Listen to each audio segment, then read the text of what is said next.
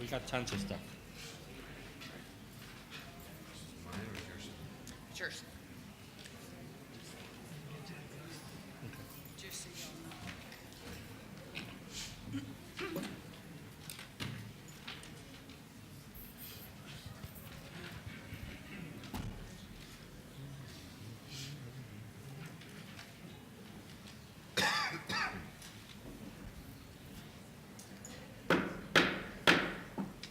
Good evening. Thank you all for joining us this evening. This workshop of the Board of Trustees of Socorro ISD is now called to order. The time is 6:03. If you will please join us for the Pledge of Allegiance, being led tonight by Ephraim Frazier Brown, a fifth grader at Loma Verde Elementary.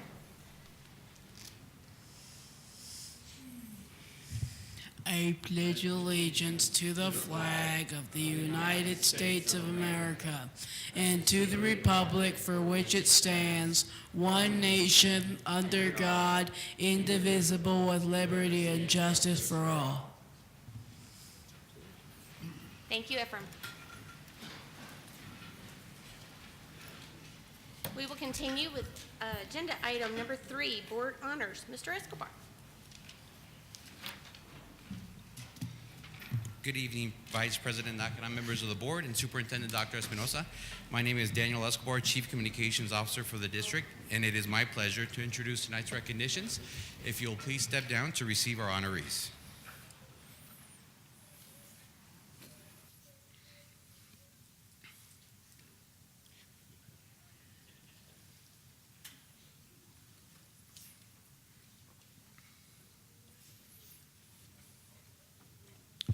Our first presentation will recognize SISD students whose superior acting skills earned them the 2017-18 UIL One Act Play Best Actress and Best Actor Awards.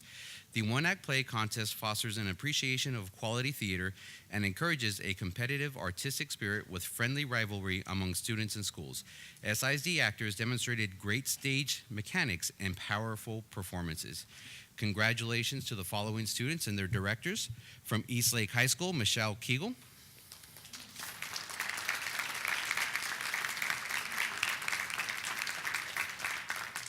Also from Eastlake, Sean White.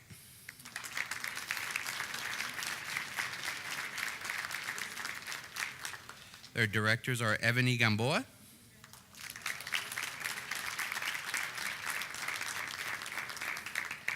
And David Flores.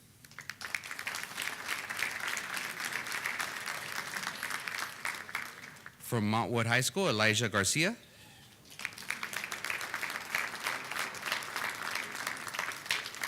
And instructor director, Leslie Lopez.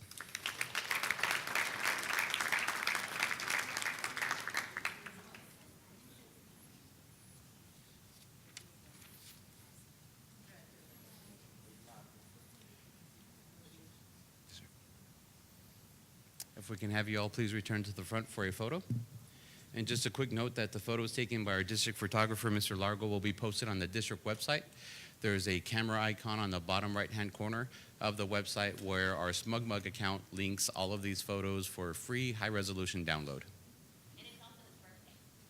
Happy birthday, Octavius.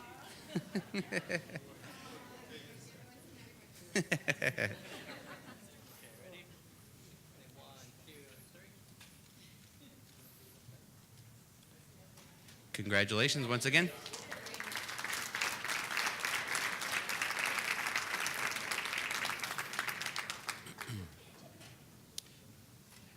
Next, we will honor an America's High School student who participated in the 2018 UIL Theatrical Design State Competition.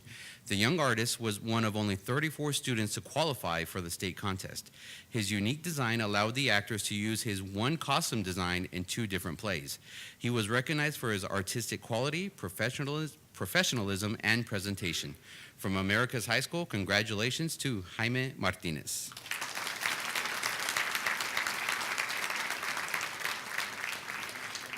His instructor is Thomas Haas.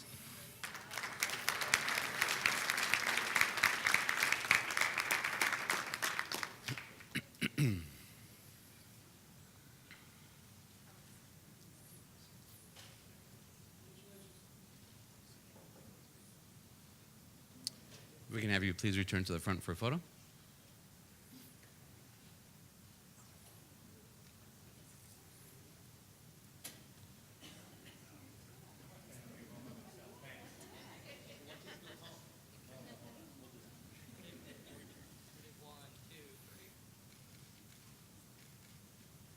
Almost there. Congratulations.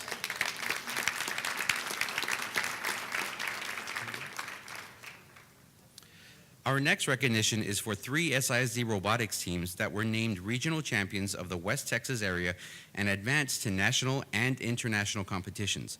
The teams at Paso del Norte, Sergeant Roberto Duarte, and Loma Verde Elementary Schools did an exceptional job conducting their research projects, creating their robot designs, and sharpening their skills as problem solvers and critical thinkers.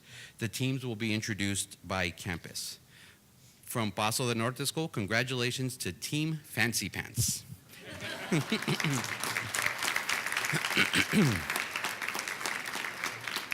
They are Kimberly Torres,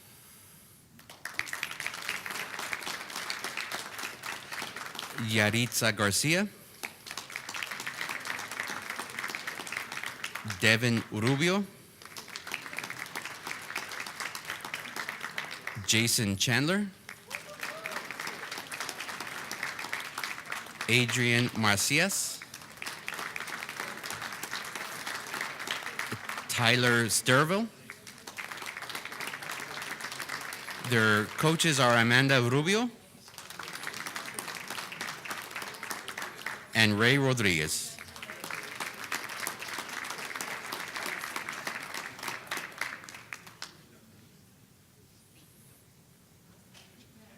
Yes, sir. If we can have you back up to the front for a photo.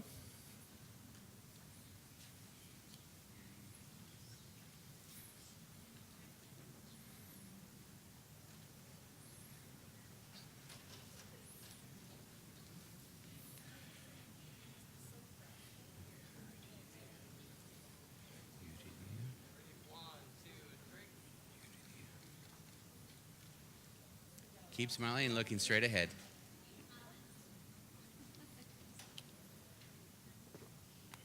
One more. Congratulations once again.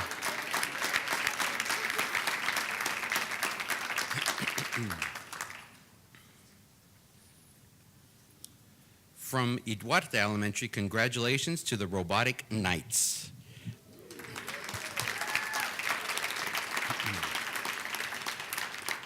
They are Sean Caesar, Yuridia Garcia, Andrea Ibarra, Kayla Liebert, Miranda Mijares, Kimberly Torres, Samantha Villarreal. Their coaches are Kevin Collins and Miguel Romero.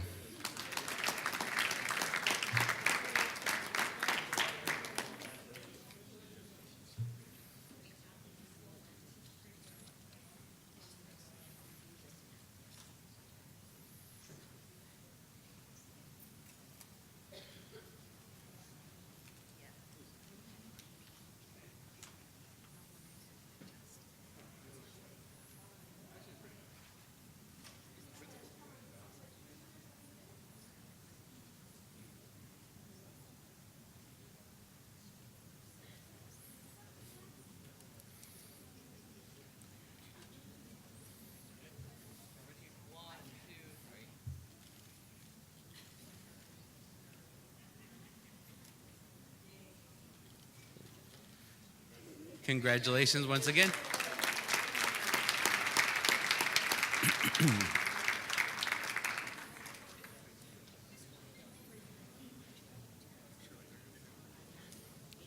I think someone. From Loma Verde Elementary School, congratulations to the Robo Bears.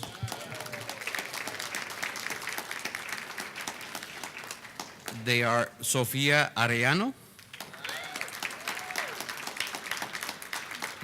Kenneth Frazier Brown,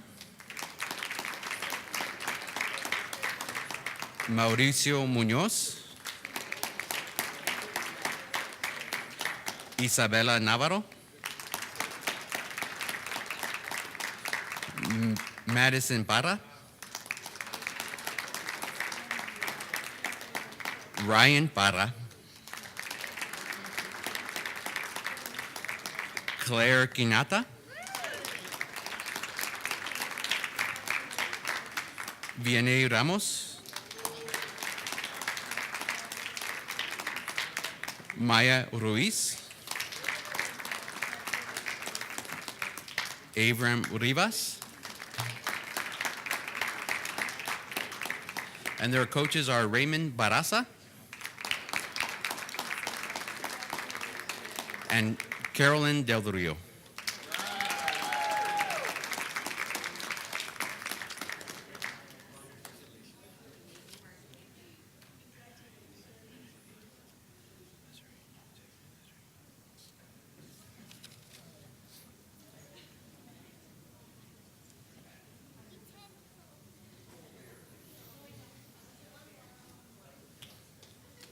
Great job, great job.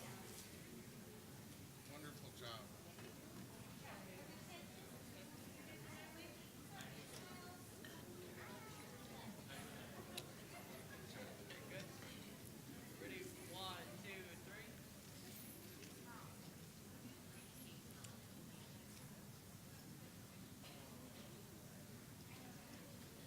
Congratulations once again.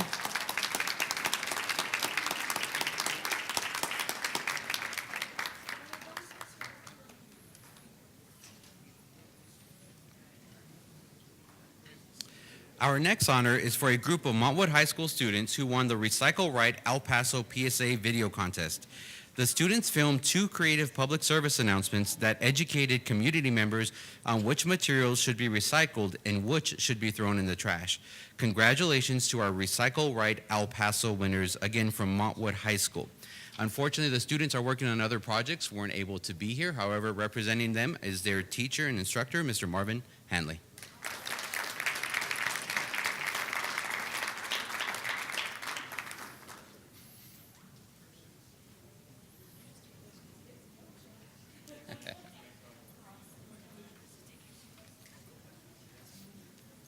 Yes, sir. If we can.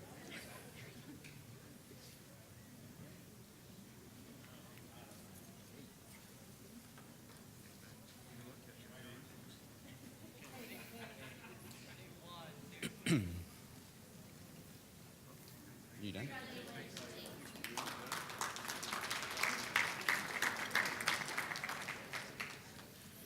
Our final honor will recognize the Eastlake High School Winter Guard for winning first place in the 2018 Winter Guard International Southwestern Color Guard Power Regional Competition in the Scholastic Open Division and ranking in the top 5 at the 2018 WGI World Championship, which was held in Dayton, Ohio. Absolutely.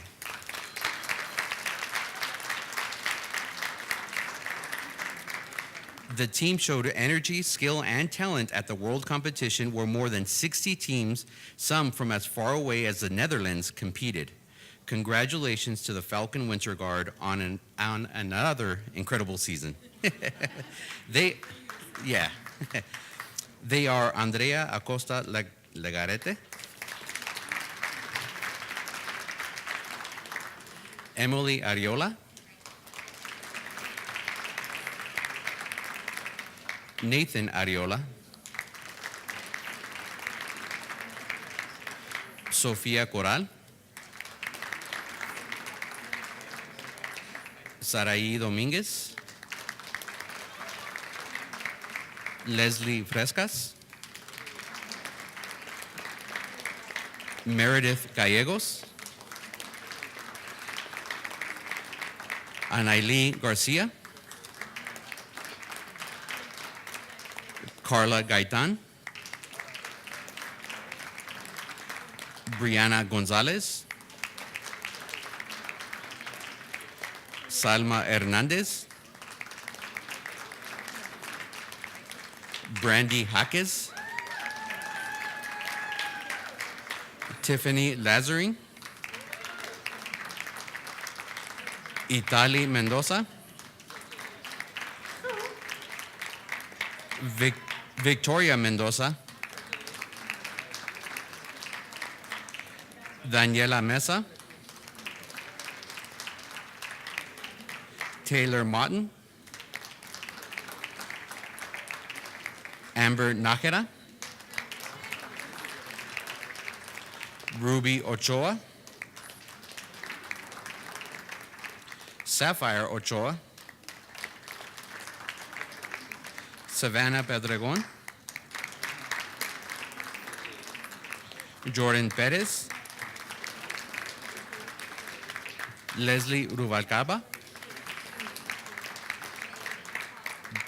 Danielle Scott, and they are led by Director Robert Gallegos.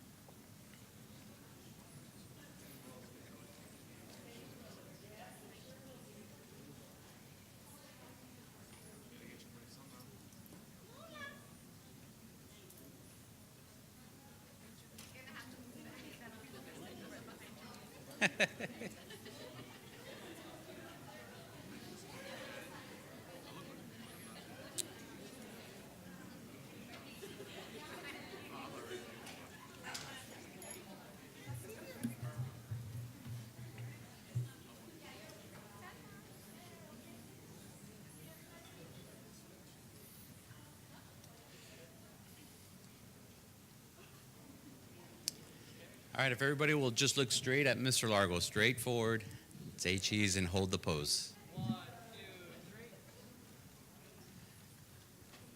Keep looking straight ahead, straight ahead.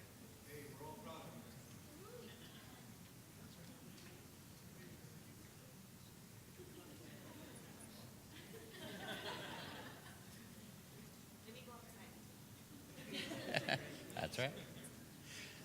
Congratulations once again.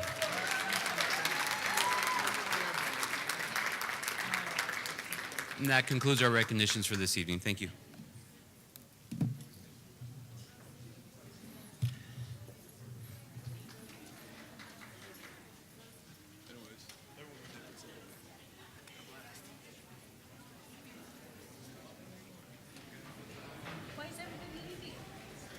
There's no budget system. No, please, stay for the budget. Don't leave.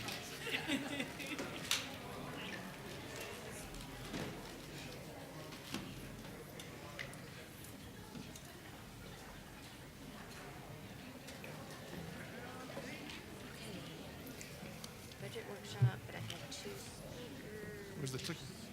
so they go first. Correct? Daniel.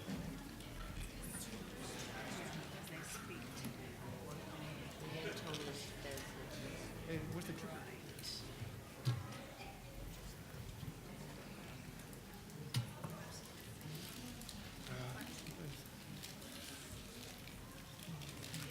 No, thanks.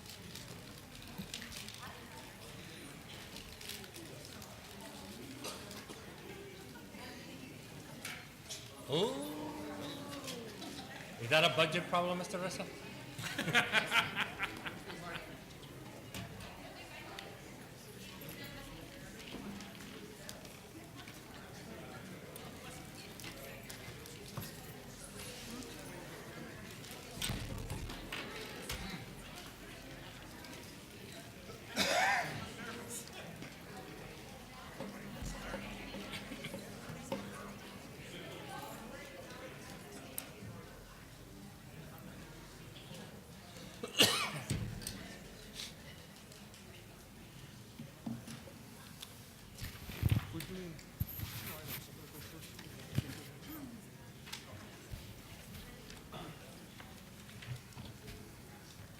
Our next item is item number 4, budget workshop. Item A, Mr. Reza.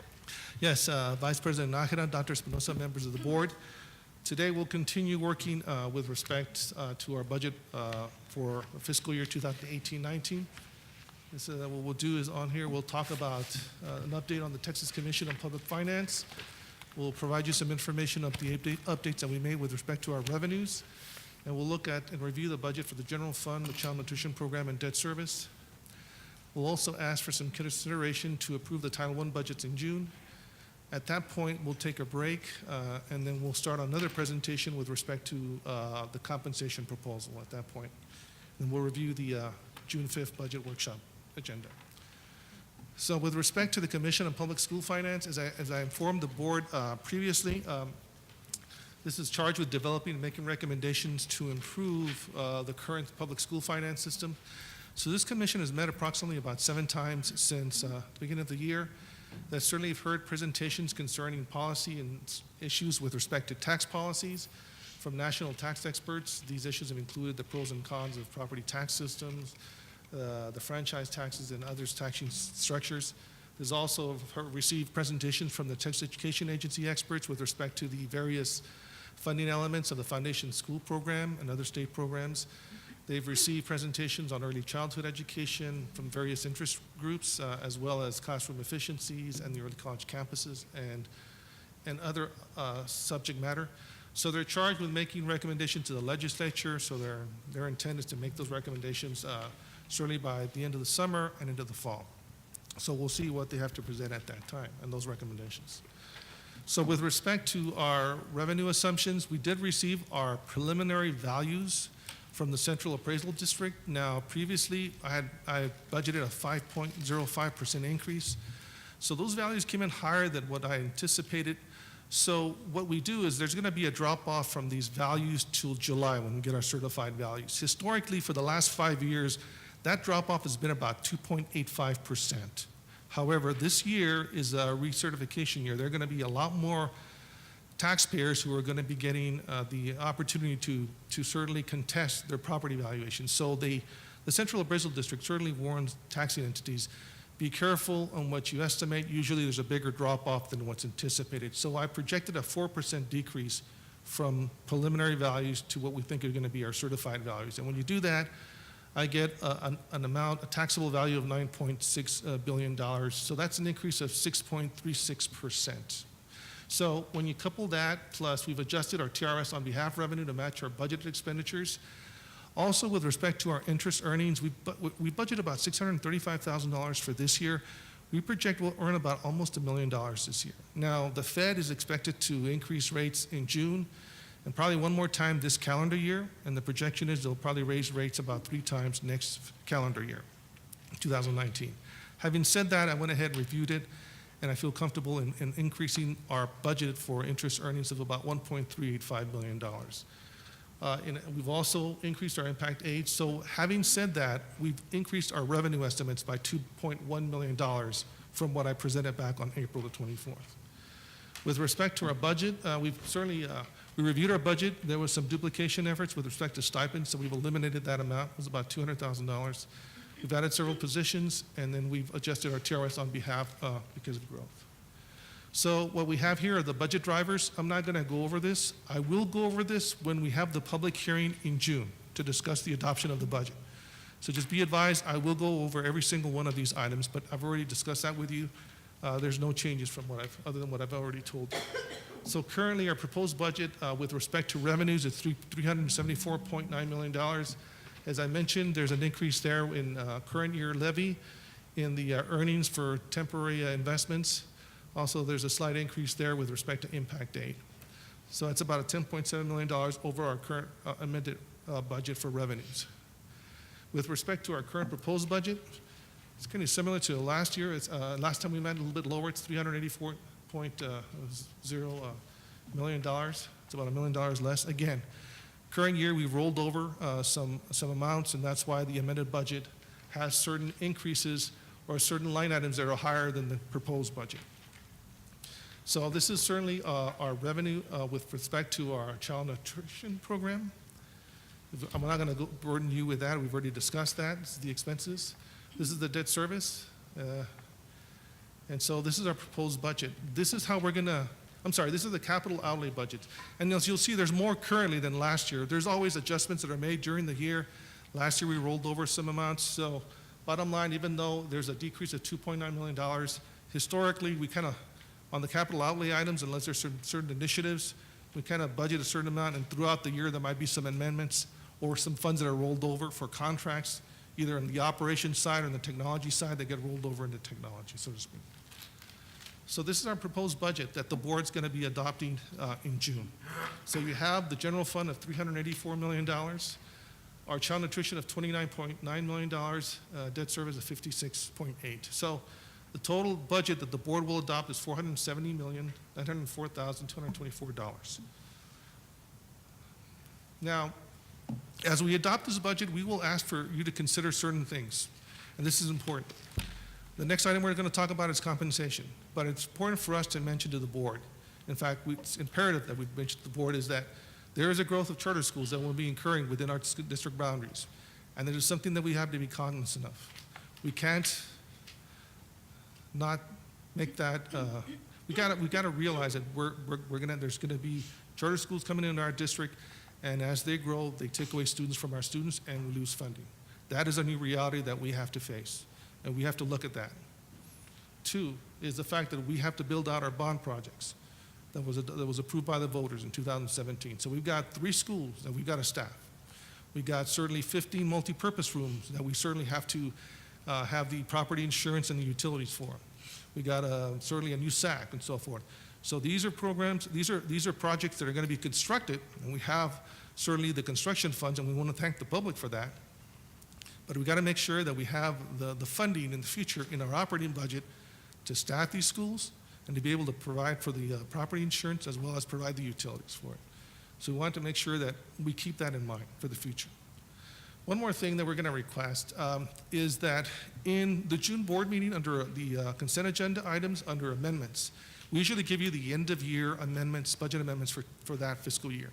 We're going to ask the board's approval and permission to include in there the Title I budget for the campuses. And this will be starting July 1 for the next fiscal year. And the reason we're asking for that is a lot of schools use their Title I budgets for staff development purposes. And so they want to be able to use those funds when we get back in July. Unfortunately, we usually adopt the Title I budgets, the board meeting in July, which is usually the 3rd week. So it's kind of not timely for them to be able to use these funds for their staff development. It's going to be occurring usually during that week. So we're going to ask the board's approval, and we'll clearly mark it that in the consent agenda items, we'll have an item that will list for fiscal year 2018 Title I budgets for the schools. And if you approve it, then those schools will have those Title I budgets starting July 1st, and they could certainly order whatever staff development supplies that are needed for that week when the schools come back. So it's something that for your consideration. Are there any questions with that particular request? No? Are there any questions? So having said that, are there any questions with respect to the budget and the line items? Because the next item we'll be getting into is 4B. No questions? Question? No. Thank you, Mr. Reza. We have 2 speakers for our next agenda item of 4B. We greatly appreciate those individuals who have requested to speak to the board in regard to a specific agenda item. We are bound by certain time constraints in order to cover all the items on the agenda, and therefore must limit presentations to 5 minutes. Please respect the rights of others in your presentation. By law, the board cannot take action upon or discuss any item which is not posted on tonight's agenda, but we will give all presentations our serious consideration. Thank you. Let us proceed. Our first speaker tonight is Veronica Hernandez.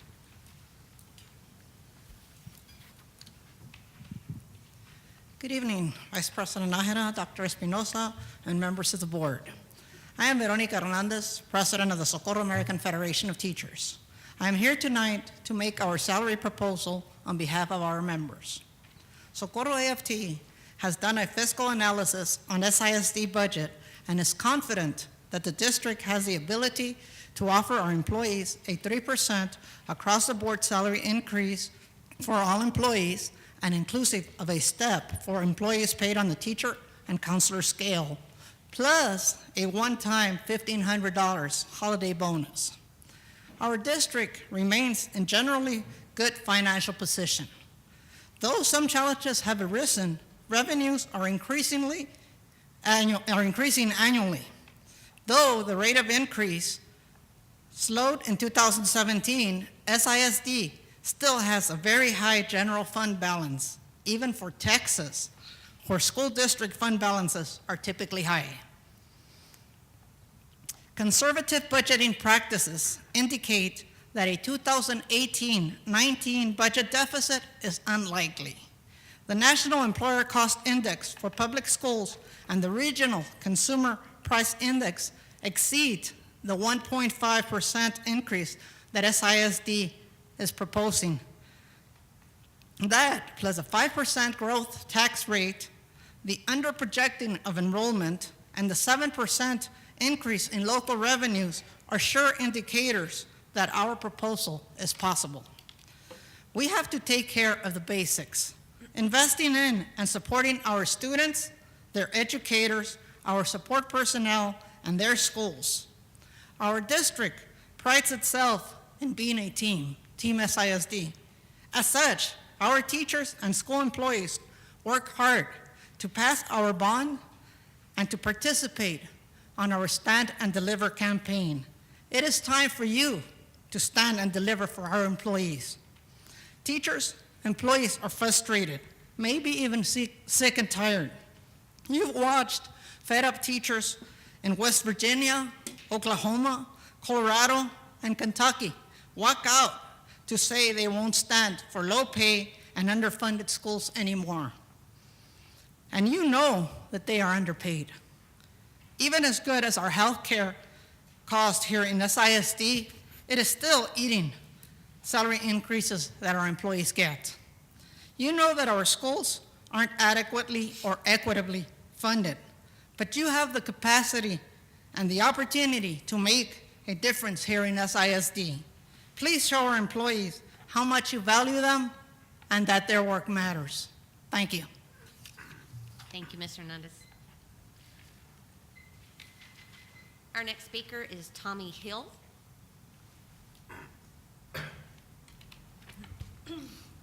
How you guys doing? We also were assessed an extra $40 a month, everybody in the district. Now, I know that was put, but you know what? We have to pay for that. And you know, everything's going up. Gas went to $3 a gallon. It's all going up. You know what's not going up that much is our pay. The average classroom, it's crowded. We don't know where to put kids anymore.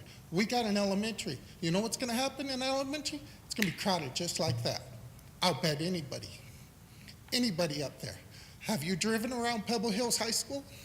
Have you driven around what's going on out there? It looks like nobody has, because they're saying that there's only a 5% increase. And you know why they're saying there's only a 5%? There was nowhere to put the kids. I drive a school bus. I talk to the parents. They tell us there's nowhere to put the kids. We got somewhere to put the kids. Just like that school's going to be packed. You guys are underdoing things, and we're not keeping up. We got to go out there, and we work every day, and we are underpaid than the other districts. Our schools, our classrooms are full. Have you seen this letter classrooms? All their kids coming over here, they're getting the same pay. That should not be right. We should at least get the 3%. Now, we should not have anybody working in the district that makes $7.25 an hour. That's a disgrace. For us to sit up here and say we got people working in our district for $7.25 an hour, that's disgraceful.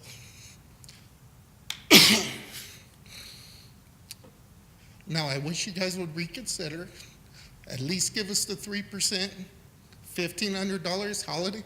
That would be nice, but we deserve 3%. We have to make arrangements and pay all this stuff. We deserve a little bit more credit than what you guys are giving us at 1.5%. Thank you very much. Thank you.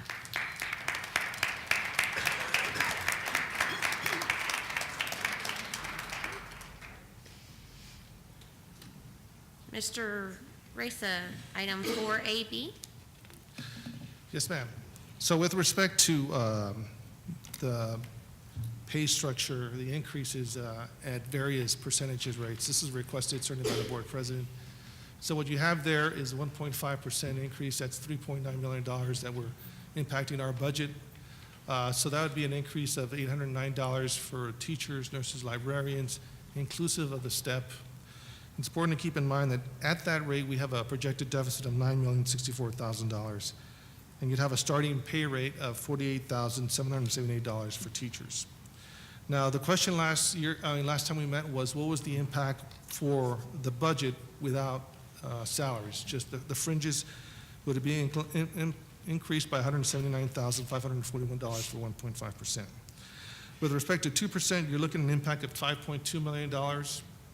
For all funds, for the general fund, it would be a $4.8 million impact. And so our budget deficit would go from $9,064,000 to $10.5 million. So that would have a starting salary of $49,047. It'd be a general pay increase for teachers of $1,079, inclusive of the STEP. And for 3%, you're looking at about $7.8 million impact for all funds, $7.3 million impact in the general fund. So our deficit would go up to $13.3 million. With respect to that, just for the record, Mr. President Guerra did call and asked what would be the impact for a 2% raise, inclusive, as well as a $500 one-time payment for all eligible employees. So as you can see there, for 2%, you're looking at a $5.2 million impact into the budget.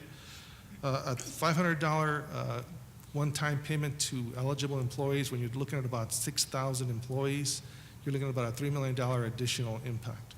This would be a one-time charge to the budget, so it wouldn't be forever. But I don't believe that this salaries or TRS credit compensation, but we'd have to check that. So anyway, so that information was requested by Mr. Guerra, and he did ask that it be announced for the record. So the starting salary for a 3% raise for teachers would be $49,586. It would be a general pay increase of $1,618. That's inclusive of the STEP. So what are we recommending? Again, we're asked for your consideration with respect to the rise of charter schools and the fact that we have to build out our bond program. We are recommending 1.5% increase for teachers. So that would be inclusive of the STEP. So that would be teachers paid on the, employees paid on the teacher salary scale. That's teachers, nurses, librarians, and speech therapists. It would be at $809 for all employees paid on the teacher pay scale. And this increase would range from $809 to $997, depending on the number of days that they work.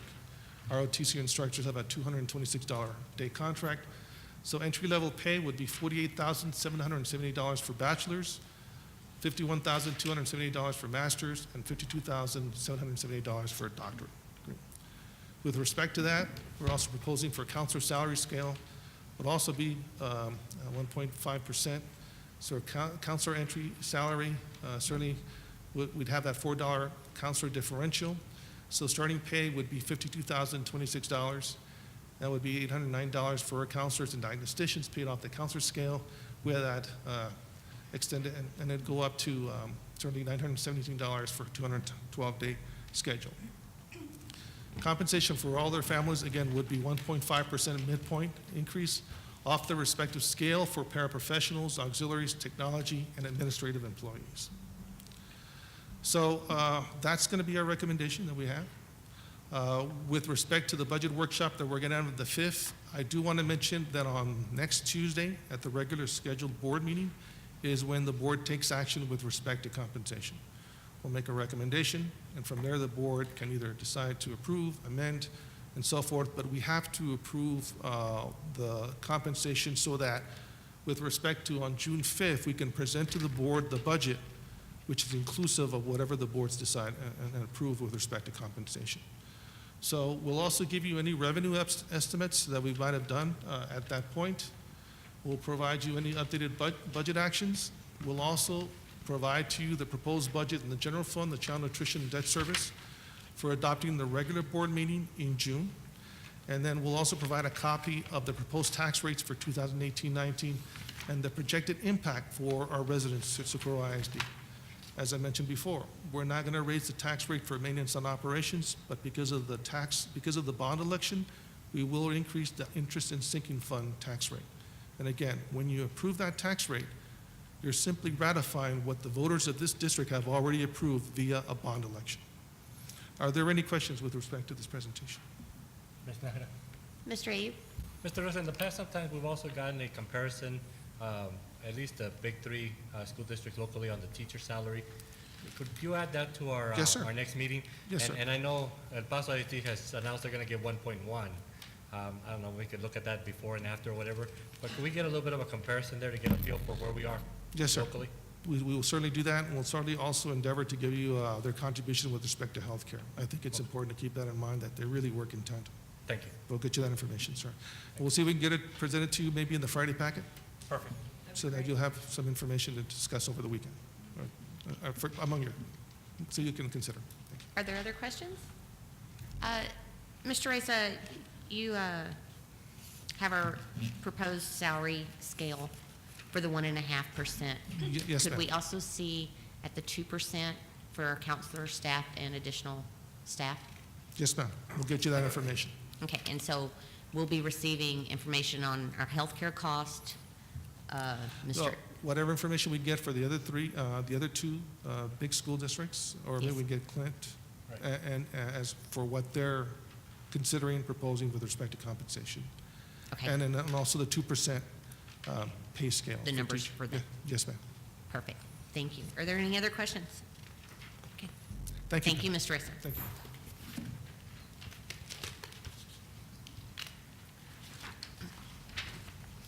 Item number 5, district reports. Ms. Macias? Thank you. Vice President Nájera, Dr. Espinosa, members of the board, administration will be providing a preliminary report regarding hazardous transportation routes. The report indicates the criteria for determining if a transportation route qualifies for addition to a list of hazardous areas, or if an area currently listed as hazardous no longer qualifies and should be removed for the list for the 2018-19 school year. Posted in the El Paso Times on Wednesday, April 18th was a public notice, as you see above. We have already conducted 5 community meetings, and we have 1 more scheduled for May 9th. As far as for our transportation route study, we have Mr. Rito Mesa, Director of Transportation, Jacqueline Gutierrez, Coordinator of Transportation, Raquel Torres, Coordinator, Eduardo Montellano, Operations Route Specialist, and Judy Moore. They went out to all of these proposed routes, and they actually did an analysis for each one. The analysis will be presented to you for information. What we did to get the information out to all of our areas, or all of our parents of students that will be possibly removing those routes based on your approval, we sent them a postcard. We mailed it to their address, and we did 2 calls. We did a call a week before each of the community meetings, and we did a call before. Just yesterday, we sent out a call to everybody again. That way they could join us on the 9th, so that we could receive their feedback, and we could provide you that feedback at our next board meeting. Based on policy, you all will be approving the following definition. The definition that we are recommending is that a hazardous condition route exists where no walkway is provided. An area is designated as presenting a high risk of violence. What we did is we asked Chief Castorena to reach out to Socorro PD, to Clint, or to Horizon PD, and to El Paso PD to see if any of our areas within the Socorro Independent School District were identified of high risk of violence. He shared with us that at this time, none of our areas have been designated for that criteria. The third item is students must walk along or cross a freeway or expressway, an uncontrolled major traffic artery, an underpass, overpass, or a bridge, an industrial or commercial area, any comparable condition. For example, majority of our area under construction, a flood zone, and a hazardous railroad crossing. So that is our proposed definition of what a hazardous route would be. When they went out to do the study, they identified 10 areas that no longer meet the hazardous routes condition. These areas currently have walkways, crosswalks, traffic lights, and school zones, and they're within the 2-mile radius. And that is a point of clarity. All of these areas that we're proposing are within the 2 miles, so based on TEA guidelines, they do not qualify for transportation. However, if our board designates them as a hazardous area, then we're able to put them on a list for 2018-19 school year. At this time, I'll transfer it over to Mr. Mesa. These are the areas, the 10 areas that he will share with you and that we have been sharing with our community for input. Thank you. Good evening, Vice President Nájera, Dr. Espinosa, and members of the board. As you can see in your book that is there, the areas that Ms. Macias mentioned before, it was very interesting, and just for your information, we started this right evaluation back in January, and the main purpose of that is to ensure compliance, that the district is compliance with whatever TA requires. Okay, you can see the first area that was evaluated was the Grijalva area for the Hueco Elementary and Sanchez Middle School, and we, as you can see on the screen, the areas that are existing now is we have walkways, we have crosswalks, we have traffic lights, and we also have school zones, okay? So that area no longer qualifies as a hazardous as by definition of DA code 42155D. The next area that was affected, affecting Salvador Sanchez is the area Chris Forbes. Okay, on the next slide it shows the relation of the areas affected and also where the campus is located, just for your information as well. Okay, the next one, the next area is the Delhi area affecting Hueco and Sanchez Middle School. In this area, we already have the walkways, crosswalks, traffic lights, and school zone as well. Okay, every route, every area that you see there in your book is being closely, studied. The transportation team went out there and measured the distance to ensure that it was within the 2 miles measured by the shortest route. For Sanchez Elementary, again, it's the same area that it was before. Walkways are existing, crosswalks, traffic lights, and school zones. For the East Lake feeder pattern, okay, we have the Bachimba area. There's also walkways, crosswalks, and we don't have to use a traffic light yet. Okay, all right. Roslyn area, which is nearby Darrington, affecting the Dr. Shushuk Elementary. We have walkways, crosswalks, traffic lights, and school zones as well. Loma Jacinto area for Puentes Middle. They also have the walkways, crosswalk, and traffic lights. Loma Jacinto, Cascade Point area and Los Balcones apartments for Badre and Puentes. Again, what you see on the left, that's the items that are existent and no longer qualify those areas for hazardous route. Tierra Norte and Tierra Serena for Hernando Middle School, the same thing. It does have those things. It no longer qualifies for a hazardous route. And the last one is the area Meni Aguilera affecting Marwood Middle School. Sorry. Marwood Middle School. Now, the thing is that we have 10 areas that were affected by the study, but the main thing is that we're proposing to keep the following areas. For America's High School feeder parent, it will be America's High School, 3 routes, Jan Drugan Middle, 3, Sierra Vista, 1, Loma Verde Elementary, 1, Vista del Sol, 1. Also, for the East Lake High School feeder parent, we will have East Lake High School 2, Ensor Middle 2, Mission Ridge 4, and for El Dorado High School feeder parent, it will be El Dorado High School with 4, Harshel Antrim 1, Chester Jordan 2, Hernando Middle 6, Sunridge 2, Lujan Chavez 1, and Marwood High School. Marwood High School feeder parent, Marwood 2, Bill Cyber 1, William Slater 1, William Slater 1, Elfida Chavez 1, Helen Paul 4, Helen Paul 1, and the different areas mentioned on the impacted area. Okay. Socorro High School, we have Robert Rojas, we have 4, and it shows the areas as well. Ernesto Serna 3, Escontrias, and HD Healy 1 for a total of 28 routes to keep for next school year. And this includes also the new elementary Jose F. Carrasco. Pebble Hills High School feeder pattern, Manuel Puentes 2, San Jose Carrasco 8. Do you have any questions? Mr. Guerrero? Mr. Mesa, let me Yes.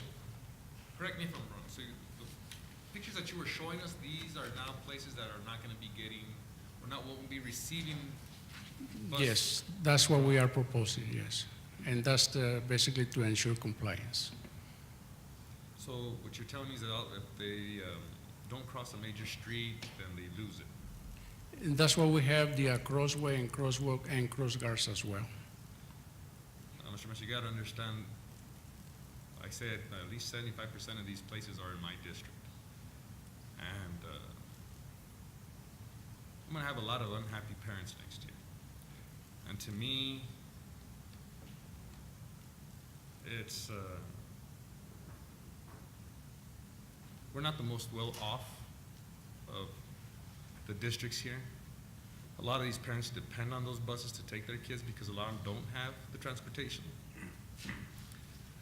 And some of these areas which you were showing still have to cross North Loop, go up Moon Road, which I'd gladly have any of you go on North Loop or Moon Road in the morning when these kids are going to school.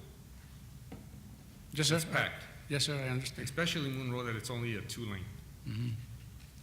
And then now to tell these parents that their kids are gonna have to walk a mile or 2 miles down to school, to me is unsafe. Okay. It's real unsafe. Mr. Gandara, just like I mentioned before, the purpose of this is to ensure district compliance according to what the DEA requires, and that's what we are proposing. It is now, we understand that it affects students and parents and all the stuff, but what we're doing here, the transportation team went out there and evaluated the routes, and this is what we found. Well, this is only this is not set in stone yet, right? Of course not. Okay, well, we'll be looking into it. It is a board decision, just so that you all know all the information. If you all decide to keep any of these areas on, that is your decision. However, we cannot submit it for compensation from TEA. So therefore, that's something that the district would pick up that cost for those items. It's just they, based on the study, they no longer meet the criteria. And based on our new policy, we have to do this study every year. So we'll be coming to you at this time every single year. I hope it rains this year. I really do. Because those areas, when it rains, it's get bad. It gets really bad. Yes, sir. So now I'm sorry to say this. I'm praying to the Lord that it rains. Because to take all that many bus routes away from one district, it's a lot. It's a lot. Yes, It sir. really is. And especially in Socorro, we don't have the best drainage. You know it, and I know it. Yes, sir. So, Mr. Gonzalez?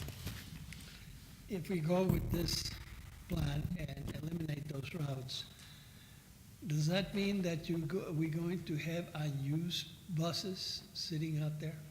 No, sir. Not necessarily, because meaning those areas that were affected doesn't mean that that bus is going to be, sitting in the yard waiting for another assignment. More likely, those buses are being used in combination with other routes. Like, for instance, like those will be used for, like, let's say, for the new elementary, Jose F. Carrasco. It doesn't mean that those buses are going to be available for something else. So how many buses are we talking about? If it was 8 or 10 areas, that's what the buses that we're talking about. Yes. We could get you that information we will be coming back for the regular board meeting, and we could include the number of buses, just like we did with those that we're keeping. We could include the number of buses for these areas. So we have that information. Thank you. And Nahara. Mr. Ayub? So to understand correctly, what you're asking today is, for us to be in compliance with TEA guidelines, is that we approve or disapprove hazardous routes. That will change our busing deployment at this point. However, if there are areas, particularly in areas that have other geographical problems, like Mr. Ganda has said, flooding or something else we find, we could assign buses to that at a future date. Yes. That'll be at all district costs. There's no refund, no funding for that, but we still could come back and look at those buses. So like he said, it's not necessarily a done deal. But at this point, to be in compliance with TEA, what you're requesting is we either name these as hazardous routes or not. That's the item today, right? Yes. And you all could continue to look and see if there's some way we could help the Socorro area in case that there are some unique areas that geographically need busing. Yes, sir. Is that possible? The main point here is, as I mentioned before, is to ensure compliance. That's Ms. Rodriguez? Ms. Macias, and I'm sorry, I guess I'm a little confused. These routes that we're looking at right now, these areas, you're saying they no longer meet the hazardous, so it's not, we're not deciding, or are we deciding that these are no longer hazardous? What you all will do is you will approve, the definition is the one that I shared with you above, which is again recommended by the Texas Education Center or education entity. But that's what you all will do. Based on the definition that I presented, unless you all want to change it, then what we do is we go back and we reevaluate, and that is through your authority. Okay. So one of the things that I would like to see possibly at either in our Friday packet, so if these areas are no longer meet the criteria, basically it's a funding issue. We're not gonna get reimbursed for the mileage, the travel. yes. Okay. So what would, if we decided as a board to keep that, would you be able to give us what the budget impact would be if we're not going to get reimbursed for that mileage? Yes, we could Because as we're definitely do looking at the budget for the upcoming year, that's going to make a budget impact as well if if the board collectively decides to move forward, if we're going to keep that transportation in whatever area. I think that's going to be important to know as well. Yes, we do have the ridership for this year, so we can definitely give you that information. Okay, thank you. Ms. Macias? Yes, ma'am. I do want the chance to look at this more before our meeting, but some things that if you'll look into and be able to give us answers on. We're providing buses in these areas because they have been, by definition, determined hazardous areas, correct? Correct. And that definition, because they've had improvements of walkways and school zones, that hazardous definition is being taken away, correct? Correct. Okay. As Mr. Gondeta talked about the drainage, the flooding in Socorro, was that considered? Yes, if, for example, Mission Ridge is considered a flood Right. zone, so therefore we were able to do that. So I could go back and see if any of those areas are designated by definition of flooding zone, then that would meet the criteria. Based on our initial study, those areas do not meet that, but I will definitely go back. Okay. Definitely. And also, some of those areas do cross North Loop, don't they? That is correct. And we also have an area that crosses again, throughout the district, we have one crossing Zaragoza. And what we do is we have a crosswalk, we have cross guards, we have also some going across Alameda. Those were my former bullpups. So we know they don't qualify, but we do have a cross guard there. We have the crosswalk and we have what is it called? School zone lights. The school zones, thank you. Okay. So and those are the things that we because those look at. precautions are in place, is the reason, even though they are still crossing a major artery. Correct. Okay, and our policy states within 2 miles of the school that bus transportation isn't provided unless it is a hazardous area, correct? Yes, and that's what you all will determine for the next board meeting, which areas you all will deem hazardous, and that way being approved and on the list, then we're able to submit that to TEA, and that's what they would use to compensate the Socorro Independent School District. Okay. You've had comments from all of us, and so I know you have a lot to look at. If you will be able to help us with that, we would greatly appreciate it. Definitely. Okay. Any other questions? No, ma'am? Yes, sir? No? No? Okay. Thank you. Oh, wait. I have One one more. more question. Yes, Tony. By when do we need to make this determination? Is it just before the next school year? Is it going to be before we adopt the budget? We have it on the next board agenda by policy. It is deemed for approval in May. Okay. Right. Okay. Thank you. Thank you, Ms. Macias. Thank you, Mr. Mesa. If there is no further business for this workshop, we are adjourned. The time is 7:03.